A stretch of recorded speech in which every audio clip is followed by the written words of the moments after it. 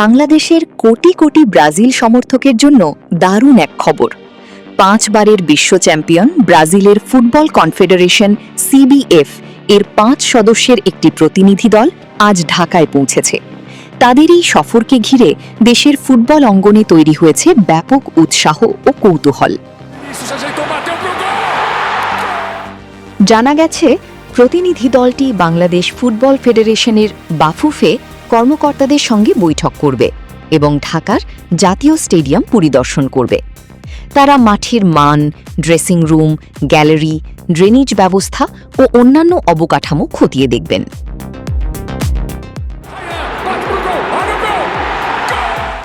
বর্তমানে ব্রাজিল দল ভারতের কলকাতায় একটি আন্তর্জাতিক প্রীতি ম্যাচ খেলতে দক্ষিণ এশিয়ায় আসছে। সেই সফরের অংশ হিসেবেই ঢাকার জাতীয় স্টেডিয়াম ভবিষ্যতে নিরপেক্ষ ভেন্যু হিসেবে ব্যবহার করা যেতে পারে কিনা সেটি মূল্যায়ন করছে সিবিএফ প্রতিনিধি দল।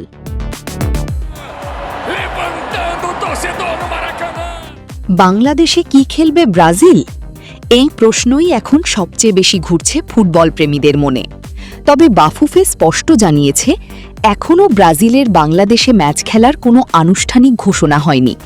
যদিও ভবিষ্যতে বাংলাদেশের বিপক্ষে প্রীতি ম্যাচ কিংবা আন্তর্জাতিক ম্যাচ আয়োজনের সম্ভাবনা নিয়ে আলোচনা হয়েছে বলে ইঙ্গিত মিলেছে। বাংলাদেশে ব্রাজিলের বিশাল সমর্থক গোষ্ঠীর কারণে এই সফরকে অনেকেই ভবিষ্যতের বড় কোনো ফুটবল আয়োজনের সম্ভাবনার সূচনা হিসেবে দেখছেন। 2011 সালে যেমন লিওনেল মেসির আর্জেন্টিনা ঢাকায় খেলেছিল, তেমনই একদিন ব্রাজিলকেও জাতীয় স্টেডিয়ামে দেখা যাবে, এমন স্বপ্ন আবারও জেগে উঠেছে ভক্তদের মনে।